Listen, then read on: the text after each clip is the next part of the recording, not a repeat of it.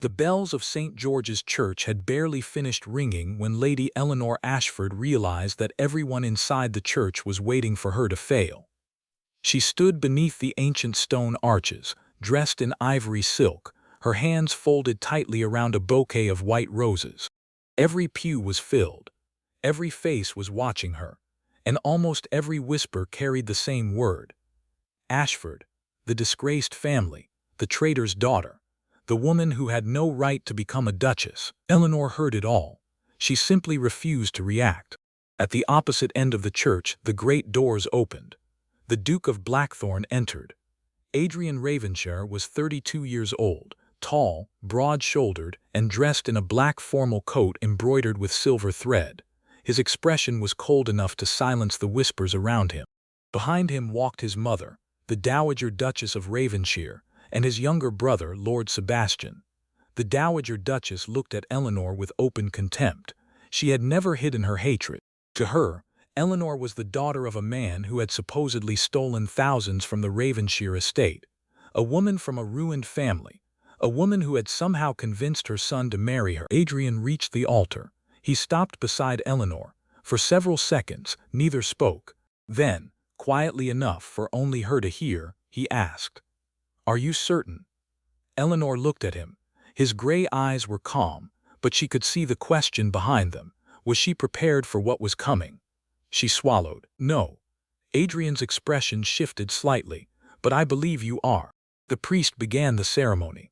Eleanor looked toward the people who hated her. Then she looked at the man she was about to marry. Adrian Ravenshire was the most powerful man in the county. He could have married almost anyone. Yet he had chosen her. And neither of them knew that this marriage would soon become the greatest scandal London had seen in years. 3 months earlier, Eleanor had believed she would never see Blackthorn Manor. She had been living quietly with her mother in a small country house in Sussex. Their life was difficult, but peaceful. Then a letter arrived. Her father's final debts had been called in. The house would be seized within weeks. Eleanor had already sold almost everything of value. Her mother's jewelry, her father's hunting rifles, even the silver tea service that had belonged to Eleanor's grandmother. There was almost nothing left. Her father, Sir Thomas Ashford, had died 2 years earlier, and according to the official records, he had died a ruined man. The Ravenshire family claimed he had stolen money from their estate. The court had accepted the evidence. Eleanor never had. Her father had been many things: strict, proud, sometimes impossible. But he had never been a thief. She knew it. Her mother knew it. But knowing the truth was not enough to defeat documents stamped with seals and signatures. The Ashford name had been destroyed. Their friends stopped visiting. Their neighbors stopped speaking to them. Even the servants had slowly disappeared. Then, on a cold November evening, a black carriage stopped outside their house. A man stepped out.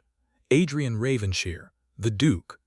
Eleanor had seen him only once before, years ago, at a summer gathering in London. He had barely noticed her then. Now he stood in her father's old study. "You know why I am here," he said. Eleanor remained standing. "No, my family believes your father stole from us." "I know. My uncle believes the same." "Your uncle?" "Lord Edmund Ravenshire." Eleanor's expression tightened. Edmund was one of the loudest voices against her father. "He wants your family removed from the county completely," Adrian continued. "And you?" "I am not convinced." Eleanor studied him. "Why?" "Because some of the documents don't make sense." Her heart skipped. "What documents?" "The financial records connected to your father's estate." Adrian placed a leather folder on the desk. "I found discrepancies." Eleanor opened it. Numbers, payments, transfers, dates. She read them quickly. "These payments were made before my father was accused." "Yes." "And they were not recorded in his accounts." "No." "Then where did the money go?" "That is what I am trying to find out." Eleanor looked at him. "Why tell me?" "Because I need someone who understands your father's records." "And what do you want from me?" Adrian hesitated. Then he said the words that would change both their lives. "I want you to marry me." Eleanor stared at him. For the first time since he entered the room, Adrian looked almost uncomfortable. She laughed once. Not because it was funny, because the alternative was crying. You cannot possibly be serious. I am. You barely know me. I know enough. You are a duke. I am aware. You could marry a wealthy lady from any of the greatest families in England. I know.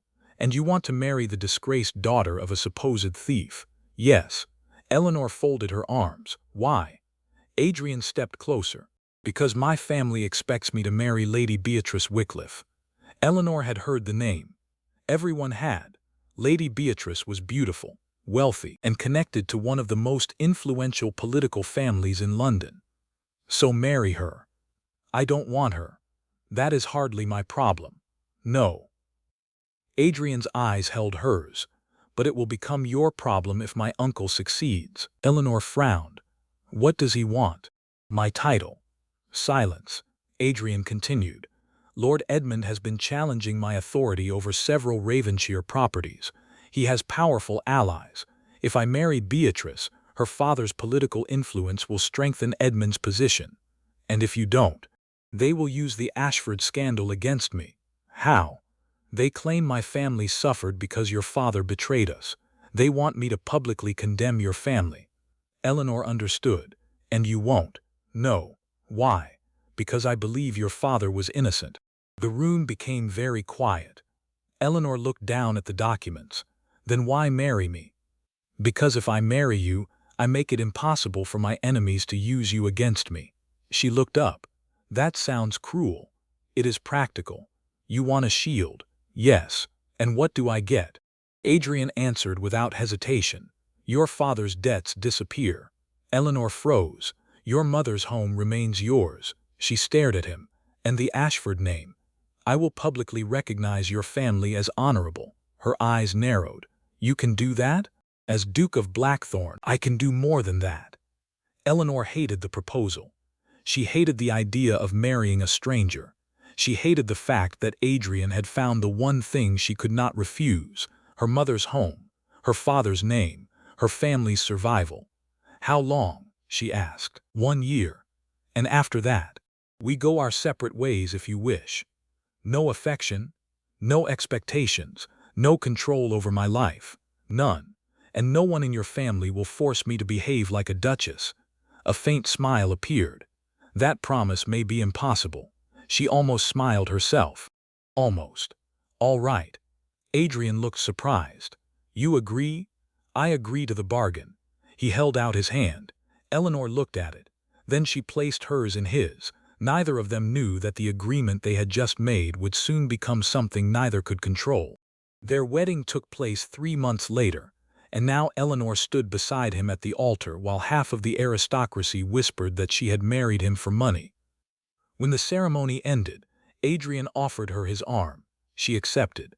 They walked out of the church together. Outside, the rain began falling. A carriage waited. The moment they entered, Eleanor looked at him. So, we are married. Yes. For 1 year. Yes. She looked out the window. Then we should probably try not to murder each other before then. Adrian's mouth twitched. I wasn't planning to. Good. The carriage rolled toward Blackthorn Manor. Neither noticed the man standing beneath the stone archway across the street. Lord Edmund Ravenshire watched them leave. His expression was perfectly calm. But his hand was clenched around a folded document. A document that could destroy Adrian. A document that could destroy Eleanor. And a document that proved the Ashford scandal had never been what everyone believed. That night, Eleanor entered Blackthorn Manor as its new duchess. The house was enormous, beautiful, cold. Portraits of dead Ravenshires lined the walls. The servants stood in perfect rows. At the center waited the Dowager Duchess. She looked Eleanor up and down. Your Grace. The title sounded like an insult. Eleanor bowed. Your Grace. The Dowager Duchess smiled without warmth. You should understand something. I am listening. You may have married my son. She stepped closer. But you will never be one of us. Eleanor looked directly into her eyes. I wasn't expecting you to welcome me. The Duchess frowned. You are very confident. No. Eleanor glanced toward Adrian. I simply have nowhere left to be afraid of. Adrian looked at her. For a brief moment, something like admiration crossed his face. Then the Dowager Duchess walked away. Later that night, Eleanor stood alone in her new bedroom. She removed her wedding ring. For several seconds, she stared at it. A marriage built on necessity, a bargain between two strangers. She placed the ring back on her finger. Then she heard a sound, a door closing somewhere in the corridor. Eleanor opened her bedroom door. The hallway was empty. She walked toward the sound. At the end of the corridor was Adrian's study. The door was slightly open. She hesitated. Then she entered. A single candle burned on the desk. Beside it lay an old leather ledger. Eleanor stopped.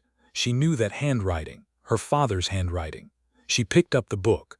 Several pages had been torn out, but one page remained, and on that page was a name, Lord Edmund Ravenshire. Eleanor's heart began beating faster. She turned another page. There were payments, secret payments, thousands of pounds, all transferred away from the Ravenshire estate, and beside several of them was the same symbol, a black raven. Eleanor heard footsteps behind her. She turned. Adrian stood in the doorway. His face changed when he saw the ledger in her hands. "Where did you find that?" "Here. You shouldn't have opened it." "Why?" He walked toward her. "Because you don't know what it contains." Eleanor held up the page. "My father did not steal from your family." Adrian stared at the ledger. "No." His voice was quiet. "I don't think he did." Eleanor looked at him. "Then who did?" Adrian closed the door. And for the first time since their marriage, the Duke of Blackthorn looked genuinely afraid. "I think," he said slowly, "someone inside my own family destroyed yours." Outside, thunder shook the windows. And somewhere in the darkness of Blackthorn Manor, a door quietly locked. The game had begun. Adrian locked the study door before speaking again. Eleanor watched him carefully. For the first time since their marriage, the cold composure of the Duke of Blackthorn had disappeared. "You said someone inside your family destroyed mine." "I said I think they did." "Who?" Adrian looked toward the ledger. "My uncle, Lord Edmund." Eleanor's fingers tightened around the old book. "You suspected him before you came to me." "Yes. And you still married me." "Yes. Why?" "Because I needed to know whether your father left anything behind." Her eyes hardened. "So I am part of your investigation. You were never supposed to be. Then why didn't you tell me?" "Because I wasn't sure whom I could trust." Eleanor stared at him. "Do you trust me now?" Adrian did not answer immediately. Then he said, "I am beginning to." The words should not have mattered, but somehow they did. Eleanor placed the ledger on the desk. "Then tell me everything." Adrian opened a drawer and removed several documents. "My father died believing that Sir Thomas Ashford had stolen money from the Ravenshire estate. He was wrong." "Yes. Did he know?" Adrian looked down. "I don't know." Eleanor studied his face. "You do know something." "My father received a letter shortly before he died." "What kind of letter?" "A warning." "From whom?" "We never discovered that." "Then how do you know it was connected to my father?" "Because the letter mentioned Ashford." Eleanor's heart stopped. "Where is it?" "Missing." "Of course." Adrian looked at her. "What does that mean?" "It means every piece of evidence that could clear my father has disappeared." She picked up the ledger. "Except this." Adrian nodded. "Except this." They spent the next 2 hours comparing the entries. The more Eleanor read, the more disturbing the truth became. Money had been disappearing from the Ravenshire accounts for nearly 6 years, not randomly, always in identical amounts, always through companies that existed only on paper. Eleanor recognized the pattern immediately. "My father would have noticed this." "He did." "How do you know?" Adrian pointed toward a column of figures. "Look at the dates." She did. Her father's handwriting appeared beside several transactions. Small notes had been written in the margins. "Verify." "Not authorized." "Ask Edmund." Then one final note. "He knows I know." Eleanor stopped breathing. "He discovered it." "Yes." "And Edmund knew." "Yes." Then why wasn't Edmund arrested? Adrian's jaw tightened. "Because he had allies." "Who?" "People powerful enough to make evidence disappear." Eleanor looked toward him. "And now they know you are investigating." "Yes." "Then why are you still doing this?" Adrian's eyes met hers. "Because I was wrong about your father." He closed the ledger. "I spent half my life believing he destroyed my family." And now I know my family may have destroyed yours." The silence between them was heavy. Eleanor looked away. "My mother has lived with that shame for 2 years.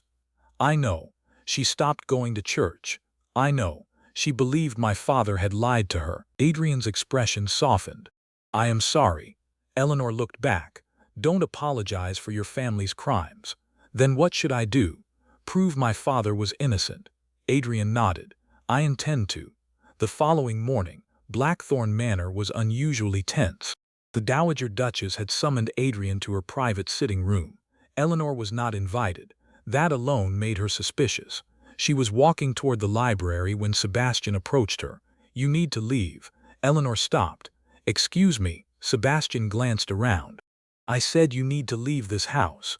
"Why?" "Because you are in danger." "From whom?" He hesitated. "My uncle." Eleanor studied him. "Does Adrian know?" "No." "Why not?" "Because he wouldn't listen." "Then perhaps you should tell him."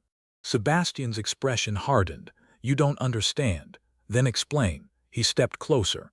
"Edmund doesn't want Adrian dead."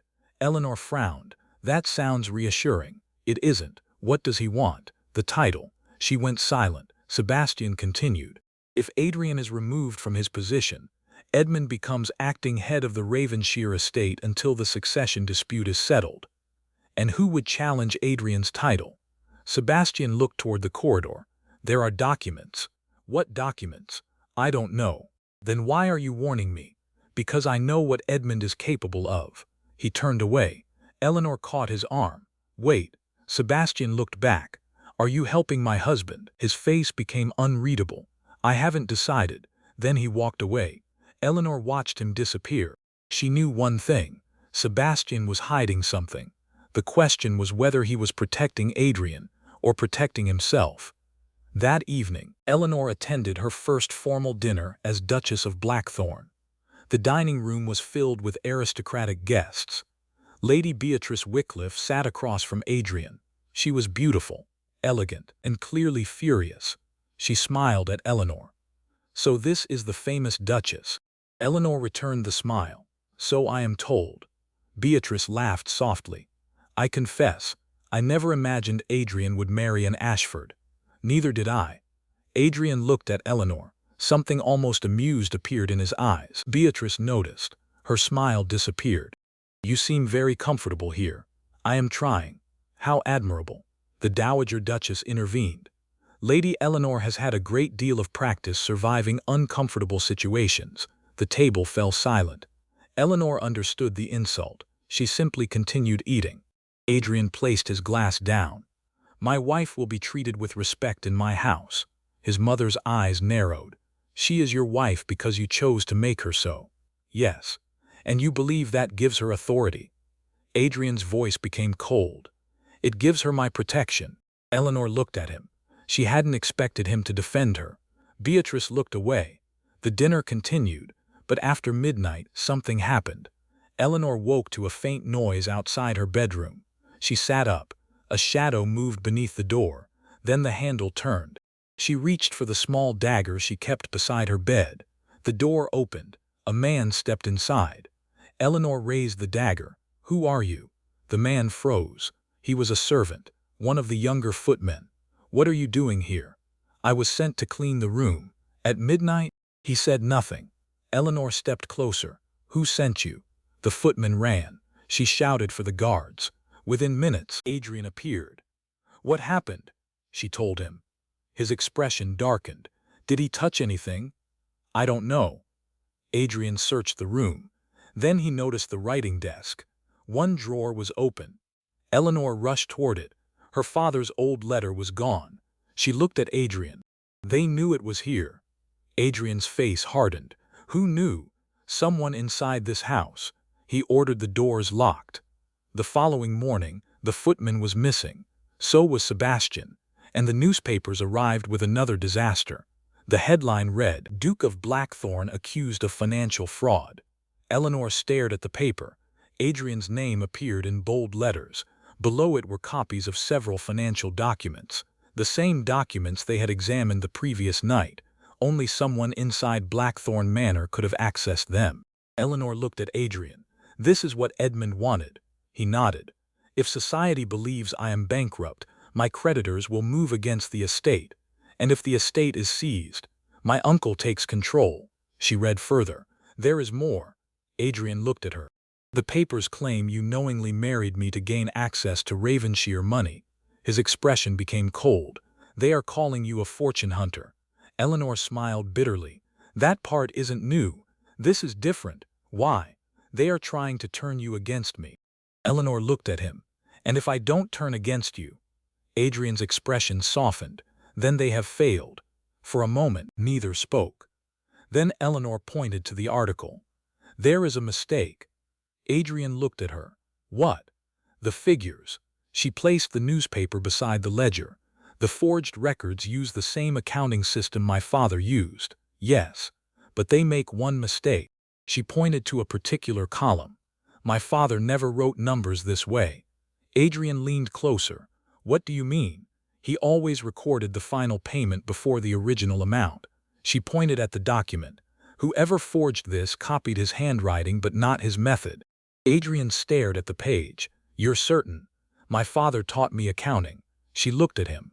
This is a forgery. Adrian's eyes sharpened.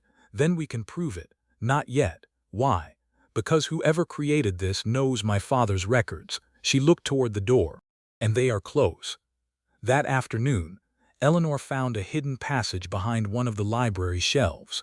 She had been searching for old estate maps when she noticed a loose wooden panel. She pushed it. The shelf moved. Behind it was a narrow passage. Adrian joined her moments later. What is this? I don't know.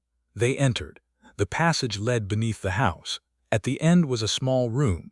Inside were boxes, documents, letters, old account books. Eleanor opened one. Her father's name appeared on the cover. She looked at Adrian. This belonged to my father. Adrian picked up another document. It was hidden here. Why? Because someone wanted to keep it secret. Eleanor opened the first box. Inside were letters exchanged between Lord Edmund and several businessmen. One sentence appeared repeatedly. The Ashford problem must be contained. Eleanor's hands shook. My father was the problem. No. Adrian looked at the letters. The truth was the problem. Then they found something worse. A list of payments. At the bottom was a familiar name. Lady Beatrice Wickliffe's father. Eleanor looked at Adrian. He is involved. Adrian's expression changed. That explains everything. What? Why my mother wanted me to marry Beatrice. Eleanor understood. The marriage would have united two powerful families, and if Adrian were discredited afterward, Edmund would control both. Adrian picked up another letter. There was a signature. Lord Edmund Ravenshire. The final line read, Once the Duke is removed, the Ashford girl will become irrelevant. Eleanor stared at the words. They intend to destroy me too. Adrian folded the letter. No.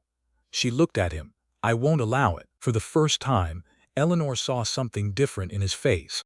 Not the cold Duke, not the distant husband, a man who was genuinely afraid of losing her. Before she could respond, footsteps echoed through the passage. Someone was coming. Adrian extinguished the candle. They stood in darkness. The footsteps came closer, then stopped outside the hidden room. A voice whispered, They know. Eleanor recognized it. Sebastian. Adrian opened the door. His brother stood there, pale and exhausted. You shouldn't have come here, Adrian said. Sebastian looked at Eleanor. You found the documents. Yes. Sebastian swallowed. Then we don't have much time. Adrian stepped forward. Tell me the truth. Sebastian looked toward the passage. Edmund has already taken the next step. What step? He has summoned a legal counsel in London. Adrian's face hardened. For what? To challenge your title. Silence. Sebastian continued. And he has evidence. What evidence? Sebastian looked directly at Eleanor. Documents claiming your father's debt was legally transferred to Adrian. Eleanor's blood ran cold. If they prove that, then Adrian's marriage to you becomes part of the fraud. Adrian understood immediately. They will claim I married Eleanor to conceal the debt. Sebastian nodded. And if the council accepts it, your title can be suspended. Eleanor looked at the documents in her hands. Everything suddenly made sense. The financial fraud, the forged records, the marriage, the newspaper accusations. Edmund wasn't merely trying to steal Adrian's estate. He was building a case that could legally destroy the Duke's name. And Eleanor realized something terrifying. The wedding that had been meant to protect them could become the weapon used against them. She turned to Adrian. What happens if they win? He looked at her. I lose the title.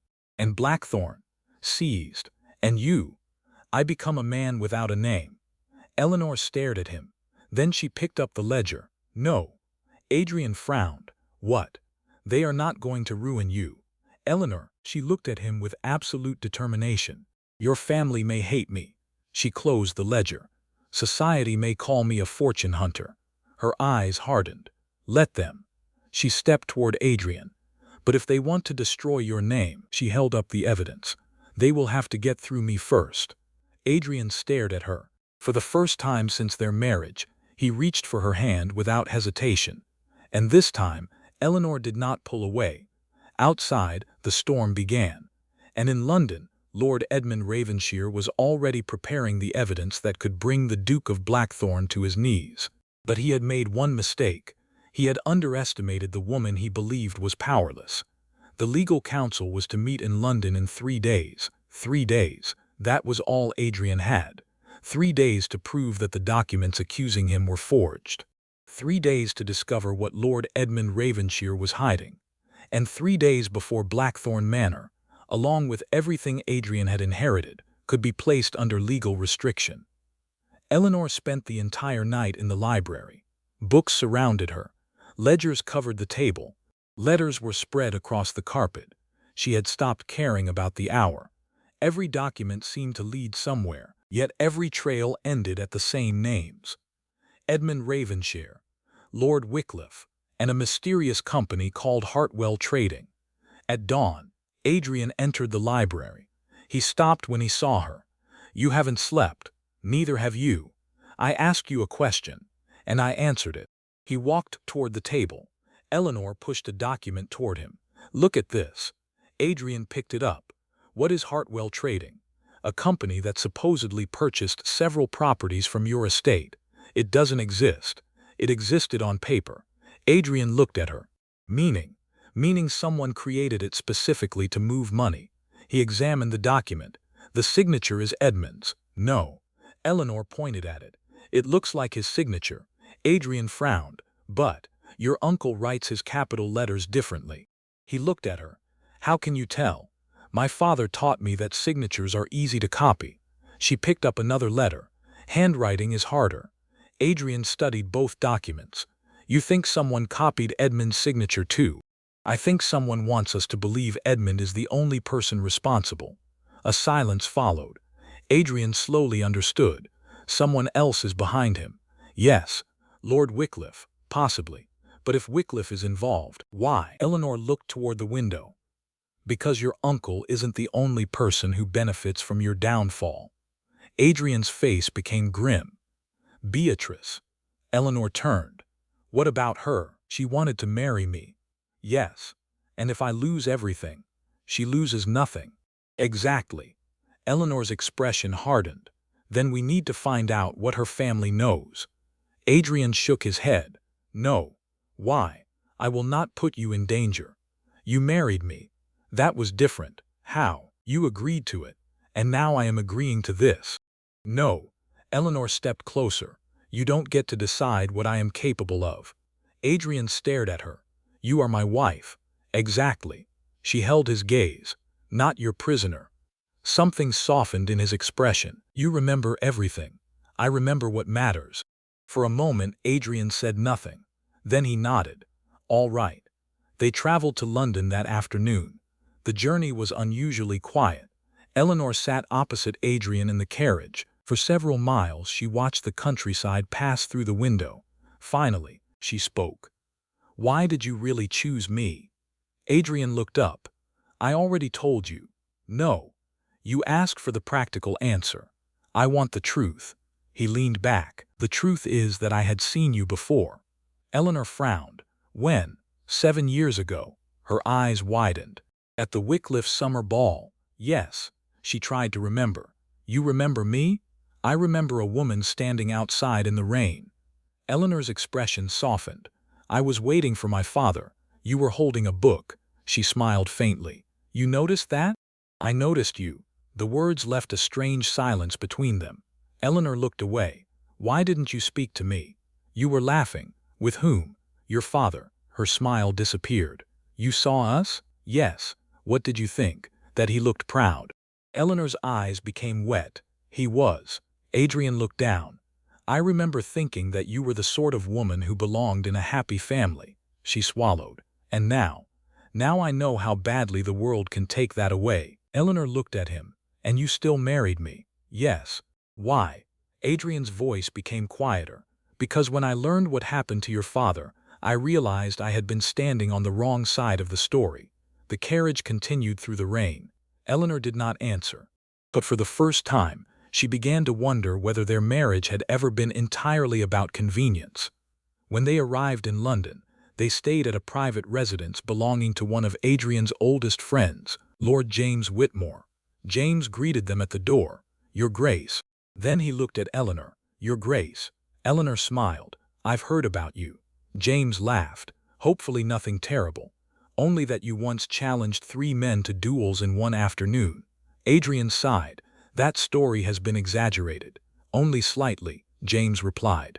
For the first time in days, Eleanor laughed. Adrian watched her. His expression softened. James noticed. He said nothing. That evening, the 3 of them examined the legal documents. James was a skilled barrister and had studied many of the country's property laws. He read the accusation carefully. This is dangerous. Adrian remained calm. How dangerous? If the council accepts these documents, your authority over the estate can be suspended. And the title? James looked at him. That depends on whether they can prove fraud. Eleanor leaned forward. They cannot. James glanced at her. Why not? Because the debt they claim belonged to my father never existed. James looked surprised. You have proof? Not yet. Then we need it. Eleanor placed the old ledger on the table. We found this at Blackthorn. James opened it. His expression changed. Where did you get this? Adrian's study. James looked at Adrian. You knew this existed. Only recently. James turned several pages. This is extraordinary. What? These entries show money leaving the Ravenshire accounts before the Ashford debt was ever created. Eleanor nodded. That proves the debt was manufactured. Perhaps. She frowned. Perhaps. James looked at her. Evidence is not enough if the people judging it are compromised. Adrian's expression darkened. Who is sitting on the council? James gave him a list. Eleanor read the names. 2 judges, 3 estate representatives, 1 crown solicitor, and Lord Wycliffe. Her stomach tightened. Beatrice's father. James nodded. Exactly. Adrian closed the file. Then we are already at a disadvantage. No, Eleanor said. Both men looked at her. We are at an advantage. James raised an eyebrow. How? Because Lord Wycliffe expects us to accuse Edmund, and we won't. Adrian understood first. We accuse the entire operation. Eleanor nodded. Exactly. She pointed toward the ledger. If Edmund was only moving the money, someone else created the legal structure. James smiled. Now we're getting somewhere. They worked until midnight. Then Eleanor noticed something. A payment in the ledger had been made to a London printing house. What's this? Adrian leaned closer. Whitmore and Sons. James frowned. That company prints legal documents. Eleanor pointed to the date. The payment was made 1 day before my father's alleged debt was registered. James stood. Then someone printed the original debt documents. Adrian's eyes narrowed. Can we find the printer? Not tonight. Tomorrow. James nodded. If the records still exist. The following morning, Eleanor, Adrian, and James went to the old printing house. The building stood in a narrow street behind Fleet Street. The owner was an elderly man named Mr. Whitmore. When he heard the name Ravenshire, his face changed. I don't know anything. Adrian stepped forward. You printed documents for Lord Edmund. The old man shook his head. I said I don't know anything.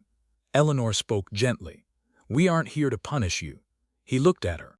We need the truth. The old printer remained silent.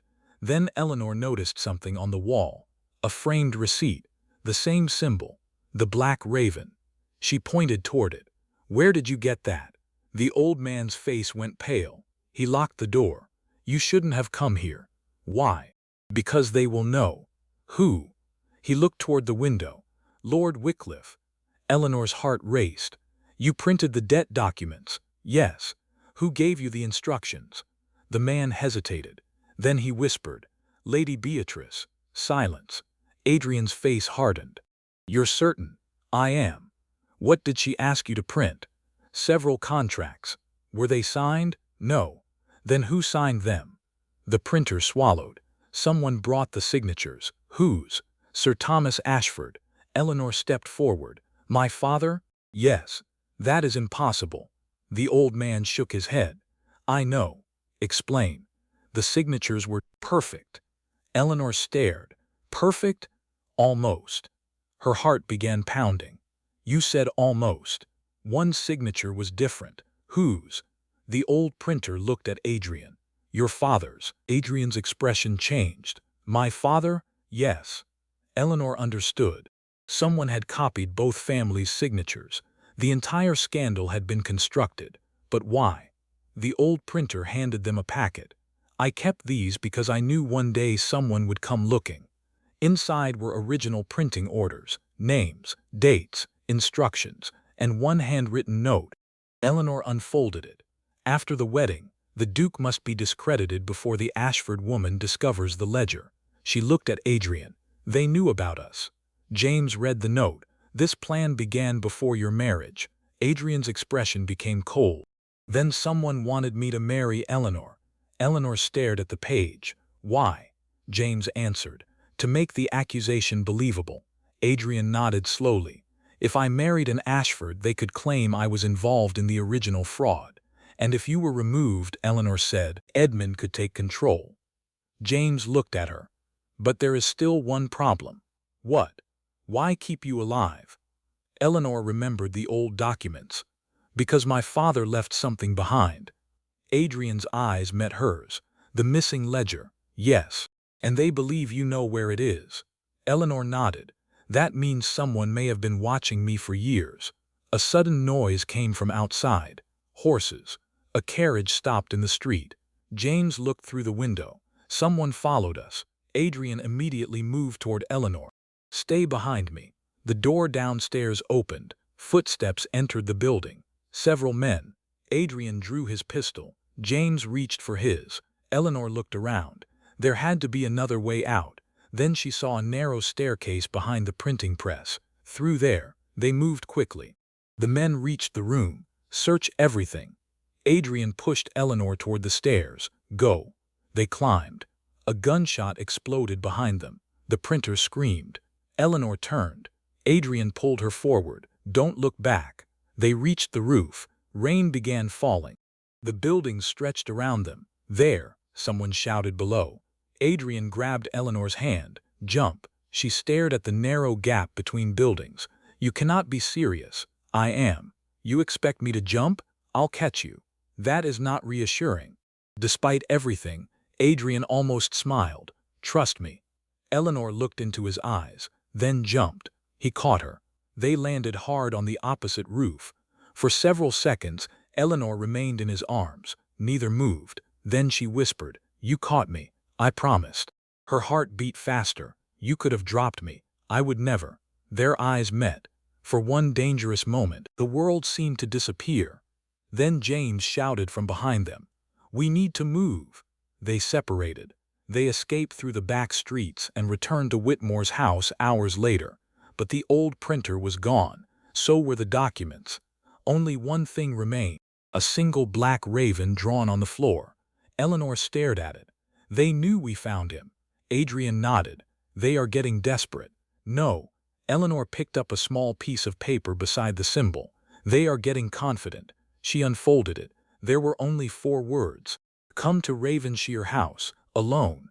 Adrian immediately shook his head. No. Eleanor looked at him. It is addressed to me. You are not going. If I don't go, We may never know who is behind this. I said no, and I say yes. Adrian's jaw tightened. You are not walking into a trap. Then I won't go alone. He looked at her. She smiled faintly. You forget something. What? I am your wife. His expression softened. You really enjoy saying that. Perhaps. He stepped closer. Then we'll go together. That night, they returned to Blackthorn Manor. But the house was different, too quiet. No servants in the corridors, no lights in the west wing. Eleanor immediately knew something was wrong. They entered the drawing room. The Dowager Duchess was sitting alone. She looked at them. You went to London. Yes, Adrian replied. You found something. Eleanor froze. How do you know? The Duchess smiled. Because I know more than you think. Adrian stepped forward. Mother. She stood. You have no idea what you have married into, Eleanor. Then tell me. The Dowager Duchess looked at her for a long moment. My husband did not die naturally. Adrian went still. What? He was murdered. Eleanor's blood ran cold. By whom? The Duchess looked toward Adrian. By the same people who destroyed your father. Silence filled the room. Adrian whispered, Why didn't you tell me? Because you were a child. I am 32. You were not when it began. She turned toward Eleanor. Your father discovered the truth. What truth? The Dowager Duchess's voice trembled. That my husband had been helping him. Eleanor stared. Your father and the Duke's father were working together? Yes. Against Edmund? Against someone far more powerful. Who? The Duchess looked toward the dark hallway. Then she whispered a name. Lord Wycliffe. Eleanor felt the world shift beneath her feet. Adrian stared at his mother. Beatrice's father. Yes, but why? The Duchess shook her head. Because your father and Sir Thomas discovered that Wycliffe had been using the Ravenshire estate to hide illegal payments. Eleanor understood. The money. Yes. The forged documents. Yes. The Ashford debt. Yes. Adrian's face hardened. And Edmund. Edmund was his accomplice. A silence followed. Then the Duchess said something that made Eleanor's blood run cold. But there is one thing you still don't know. What? She looked directly at Eleanor. Your father did not die because he knew too much. Eleanor's breath caught. He died because he refused to tell them where he hid the evidence. What evidence? The original book. The missing ledger. The Duchess nodded. Your father hid it somewhere only his daughter could find. Eleanor stared at her. Where? The Duchess shook her head. I don't know. Then the great doors of Blackthorn Manor burst open. Servants screamed. Armed men entered the hall. At their center stood Lord Wycliffe. Beside him was Lady Beatrice, and behind them, Lord Edmund, Ravenshire. Beatrice looked directly at Eleanor. Her expression held no trace of the elegant woman from the dinner table. Only hatred. Give us the ledger, she said. Eleanor stepped closer to Adrian. We don't have it. Edmund smiled. You will. Wycliffe raised his hand. The men moved forward. Adrian drew his pistol. But before he could fire, Lord Wycliffe spoke. Lower your weapon, your grace. Adrian froze. Or your mother dies. Eleanor turned. The Dowager Duchess was surrounded. A pistol was pressed against her head. Adrian slowly lowered his weapon. Eleanor's heart pounded. Wycliffe smiled. You see, Duke, this was never about your title. He looked toward Eleanor. It was always about her. Eleanor's face went pale. Me? Yes. Why? Wycliffe's smile disappeared. Because your father trusted you with the one thing he refused to give us. What? The location of the final evidence. Eleanor suddenly remembered her father's last words. A phrase. A strange phrase he had whispered when she was a child. She had forgotten it for years, until now. She looked at Adrian, then at the armed men, and finally at Lord Wycliffe. I remember. Everyone went silent. Wycliffe stepped forward. Where is it? Eleanor's expression became calm. I'll tell you. Adrian looked at her sharply. Eleanor, she interrupted him. But only if you release everyone in this house. Wycliffe laughed. You think you are in a position to bargain? No. She looked directly into his eyes. I know I am. For the first time, Lord Wycliffe looked uncertain. Because Eleanor was no longer the disgraced daughter of Sir Thomas Ashford. She was the Duchess of Blackthorn, and she had just discovered the secret that could destroy them all. Lord Wycliffe stared at Eleanor. For several seconds, neither of them moved. Then he smiled. "You have your father's courage." Eleanor kept her voice steady. "And you have his fear." Wycliffe's smile disappeared. "You should be careful. I have been careful for years." She glanced toward the Dowager Duchess, still held at gunpoint. "But I am done being afraid." Adrian looked at her. There was something in his eyes she had never seen before. Pride. Not because she was standing beside him, because she was standing on her own. Wycliffe stepped closer. "Tell me where the evidence is." "I will. Now." "Release the Duchess first." "No. Then you will never find it." Wycliffe's jaw tightened. "You believe I cannot force you. I believe you have spent years trying." She paused. "And yet my father died without telling you." The room became silent. Wycliffe's expression changed. Eleanor had struck the one place he was vulnerable, his desperation. "You think this is a game?" "No." She looked at him calmly. "I think you are running out of time." Wycliffe frowned. "What does that mean?" "You came here tonight because you know the council is beginning to question your evidence." His eyes narrowed. "You don't know anything about the council." "I know enough." She stepped forward. "You forged the debt documents." Wycliffe said nothing. "You bribed the printing house." Silence. "You used Edmund to control my father's estate." Edmund looked at Wycliffe. "Enough." But Eleanor continued. "You murdered my father." Wycliffe's face hardened. "I did not kill him. You ordered someone to." "I gave no such order." "Then why did you need the ledger?" He stared at her. She smiled faintly. "Because it contains proof." Wycliffe looked toward Edmund. For the first time, Eleanor saw fear in his eyes. Edmund understood it too. "You told me the ledger was destroyed," he whispered.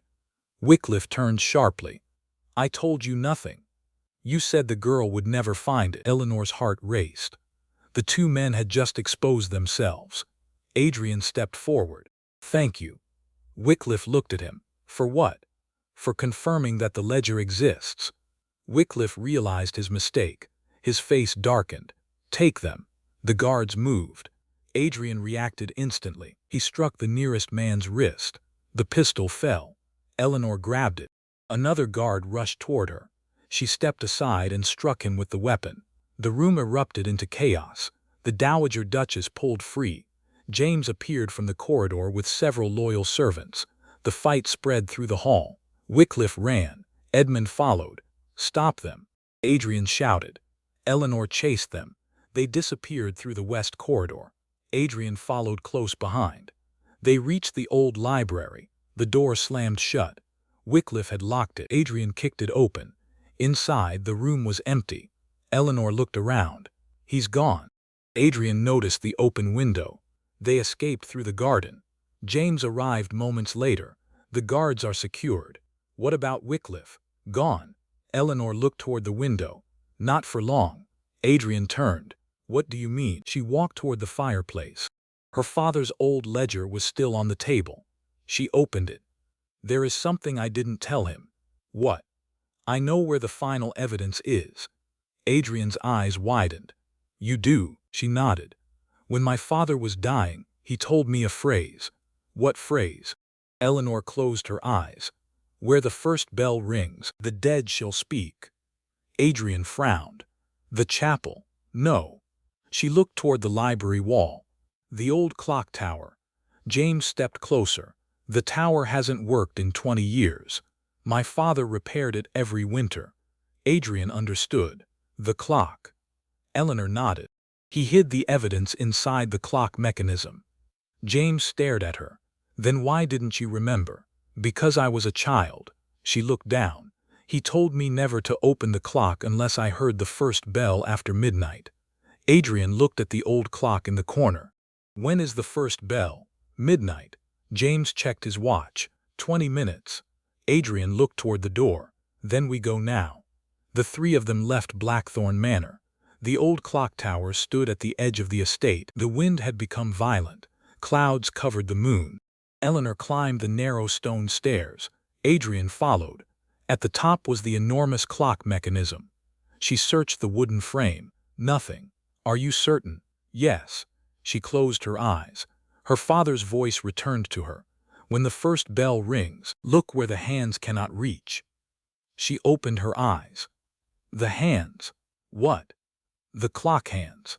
She looked behind the mechanism. There was a narrow compartment. Inside was a small metal box. Eleanor pulled it out. Her hands trembled. Adrian stood beside her. Open it. She lifted the lid. Inside were letters, bank records, contracts, and a small black book. James took it. His expression changed. This is everything. What is it? Payments. He turned a page. Names. Another page. Dates. Another. Orders. Eleanor looked at Adrian. My father won. Adrian smiled faintly. He didn't just win. He looked at the evidence. He left us the weapon. Suddenly the clock began to move. The first bell rang. Once, twice, 3 times. Then the entire tower shook. A gunshot shattered the window. James fell backward. James. Adrian rushed toward him. Blood appeared on his shoulder. Eleanor dropped beside him. Are you hurt? Only my pride. Adrian looked toward the window. A figure stood across the courtyard. Wycliffe. He fired again. Adrian pulled Eleanor behind the stone wall. Stay here. No. Eleanor, I am not hiding. He looked at her. She held the black book. If he wants this, then this is where he will come. Adrian understood. They needed to get the evidence to London, immediately. They escaped through a side staircase, but Wycliffe had anticipated them. Several riders waited outside. Adrian pulled Eleanor into the shadows. We can't use the main road. Then where? The river. They ran toward the old boathouse. A small boat waited near the water. James joined them, clutching his injured shoulder. They pushed away from the shore. Within minutes, the estate disappeared behind the trees. Eleanor held the evidence close. Adrian sat opposite her. His face was pale. What? You're bleeding. He looked down. A thin line of blood ran across his sleeve. It isn't serious. You always say that. And you always worry. Because you always get hurt. He smiled. I'll try to improve. She reached for his hand. Don't joke. His smile faded. I'm sorry. For what? For bringing you into this. You didn't. I did. You married me. And that changed your life. It changed your life too. He looked at her. I would make the same choice. Even now. Especially now. The boat moved silently through the darkness. Eleanor looked toward the black water. Adrian. Yes? If we survive this, we will. If we do. She hesitated. I want you to know something. He waited. I don't regret marrying you. His eyes softened. You don't? No. Even though your family despises me. Your family despises me. That is true. She smiled. Then her expression became serious. I think I married the right man. Adrian looked at her for a long moment. Then he lifted her hand and kissed it. You have no idea what that means to me. Before she could answer, a horn sounded in the distance. Adrian looked behind them. Someone is following. 3 boats appeared. Wycliffe's men. Faster, James shouted. The boatmen rowed harder. The river narrowed. Trees surrounded them. Arrows flew from the pursuing boats. One struck the wooden side. Another passed inches from Eleanor. Adrian pulled her down. Stay low. She clutched the evidence. The river curved sharply. Their boat struck a submerged branch. Everyone fell. Adrian grabbed it, but the pursuing boat was nearly beside them. A man jumped. Adrian fought him. They crashed into the side of the boat. Eleanor saw another attacker reaching for the evidence. She grabbed the man's arm. He pushed her. She nearly fell into the river. Adrian caught her waist. Eleanor. She looked at him. Don't let go. Never. He pulled her back. James struck the attacker with an oar. The man fell into the water. The boat escaped into the fog. By dawn, they reached London. The Crown solicitor was waiting.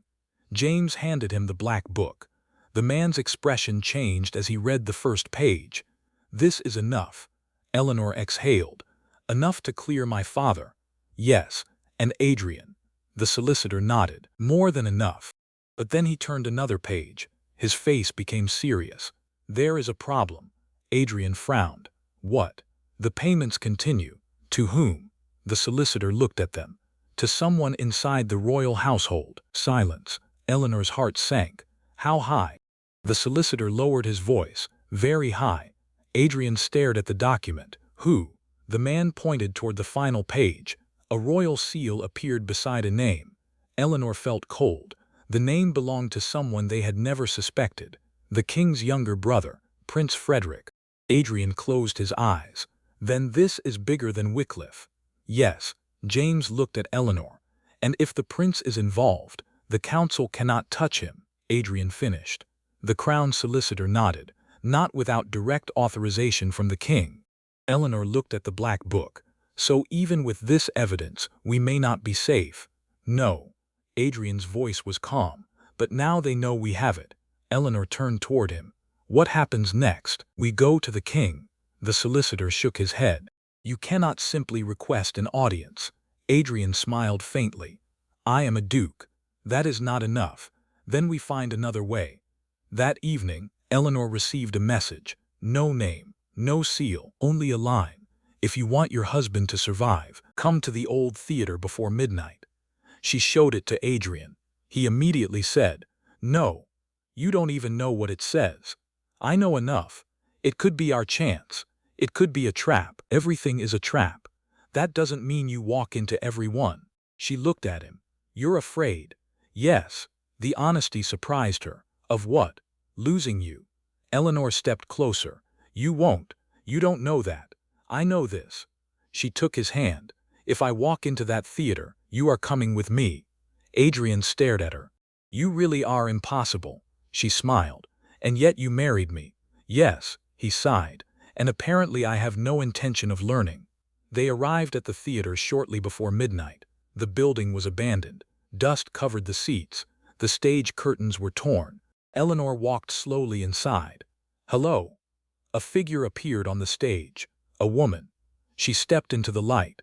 Eleanor froze. Lady Beatrice? Beatrice looked exhausted. Her beautiful dress was torn. Her eyes were filled with fear. Adrian drew his pistol. Stay where you are. Beatrice raised her hands. I am not here to hurt you. Eleanor stared. Then why are you here? Because my father is going to kill you. Adrian's expression hardened. Why should we believe you? Because I helped him. Silence. Eleanor's heart stopped. You?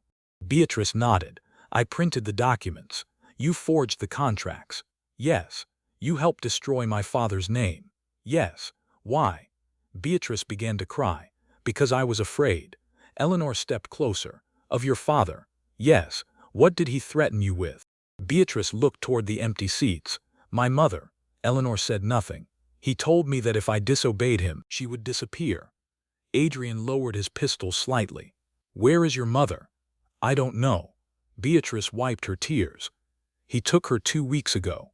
Eleanor's anger softened. What do you want? Protection. Adrian answered immediately. No. Eleanor looked at him. Adrian, she helped destroy your family. I know. She helped destroy mine. I know. Beatrice whispered. I can give you proof. Eleanor looked at her. What proof? Proof that my father ordered the murder of Sir Thomas Ashford. Eleanor's breath caught. Where? His private office. Do you have access? Yes. When? Tomorrow. Adrian stepped closer. Why tomorrow? Because my father is leaving England. Eleanor stared. Where? France. With the evidence. Yes. Then we don't have time. Beatrice nodded. I know. Adrian looked at Eleanor. We go tonight. No. Both women looked at him. We don't go tonight. Why? Because if Wycliffe suspects us, he will destroy everything. Eleanor understood. We need him to believe we know nothing. Adrian nodded. We let him leave, and follow him. Yes. Beatrice shook her head. He will kill me if he discovers I betrayed him. Eleanor stepped toward her. Then you will stay with me. Beatrice looked surprised. Why? Because I know what it feels like to have someone decide your life for you. The two women stared at each other. For the first time, the hatred between them disappeared. Only understanding remained. The next morning, Wycliffe announced his departure. His carriage left London before sunrise. A second carriage followed at a distance. Inside sat Adrian, Eleanor, James, and Beatrice. The chase led them toward the coast, but halfway there, Wycliffe's carriage stopped. Eleanor looked through the window. What happened? Adrian frowned. He knows. How? I don't know. Suddenly, riders appeared from the trees. James looked out. Too many. Adrian reached for his pistol. Stay inside. Eleanor shook her head. No. He looked at her. You know the rule. No. She smiled. We don't have one. The riders attacked. Adrian fought beside James. Beatrice hid behind the carriage. Eleanor grabbed a fallen sword. One attacker rushed toward her. She blocked the strike. The force knocked her backward. Adrian saw her. Eleanor, he rushed over. The attacker swung again. Adrian stepped between them. The blade cut his shoulder. Eleanor screamed. Adrian, he struck the man down. Then he turned toward her. Are you hurt? No. Good. She touched his wounded shoulder. You are. I'll survive. You'd better. They looked at each other. Then Wycliffe's carriage began moving again. Adrian looked toward it. Go. They pursued him until the road reached the cliffs. Wycliffe's carriage stopped at the edge. He stepped out. The sea roared below. Eleanor approached. It's over. Wycliffe laughed. No. He held up a small box. You have the ledger. Yes. But I have something you don't. He opened the box. Inside was a bundle of letters. Eleanor recognized her father's handwriting. Wycliffe smiled. The original confession. Her heart stopped. What confession? The one that says your father stole the money himself. Eleanor stared. That is a lie. Perhaps. He stepped backward toward the cliff. But the king may believe it. Adrian moved forward. Give me the letters. No. Wycliffe looked at Eleanor. You want your father's name cleared? Yes. Then come closer. Adrian grabbed her arm. Don't. Eleanor looked at Wycliffe. He smiled. Choose. For the first time, Eleanor realized the entire conspiracy had led to this moment. Her father's name, Adrian's title, their marriage, everything. Wycliffe held the final piece of evidence in his hand, and he was willing to destroy it, even if it meant destroying himself. Eleanor took one step forward, then another. Adrian whispered, Eleanor. She looked back at him and smiled. Trust me. Then she stepped toward the cliff. Wycliffe's expression changed, because Eleanor was no longer afraid, and whatever she had planned next would determine whether the Duke of Blackthorn kept his name or lost everything. Eleanor took another step toward the cliff. The wind tore at her dress, and the sea thundered against the rocks below. Wycliffe held the bundle of letters tightly against his chest. You should have stayed quiet, he said. Eleanor stopped. I was quiet for years. You should have remained grateful. I was never grateful. His face twisted with anger. You have no idea how much power I possess. Eleanor looked directly at him. I know exactly how much power you possess. She glanced at the letters. Enough to destroy documents. Enough to destroy reputations. Enough to frighten innocent people. She took another step. But not enough to control the truth. Wycliffe laughed. The truth belongs to whoever controls the evidence. No. Eleanor's voice was calm. The truth belongs to whoever survives long enough to reveal it. Wycliffe suddenly looked toward Adrian. You think your husband can protect you? Adrian stood several feet away. His hand rested near his pistol. He already has. Wycliffe smiled. He will lose everything. Eleanor shook her head. No. She looked at Adrian. He won't. Wycliffe raised the letters. Your father's confession says otherwise. Does it? Wycliffe froze. Eleanor smiled. You made one mistake. What mistake? You assumed I was still the frightened girl who watched her father die. She reached inside her coat. Wycliffe's expression changed. Eleanor pulled out a folded document. The original ledger. Wycliffe stared. That isn't possible. You thought the copy was the evidence. She held it up. It wasn't. Adrian looked at her with surprise. She continued. My father knew someone would steal the ledger. Wycliffe's face became pale. So he created two. Yes. And you had the original? No. Eleanor smiled. Adrian did. Wycliffe turned toward the Duke. Adrian slowly reached inside his coat.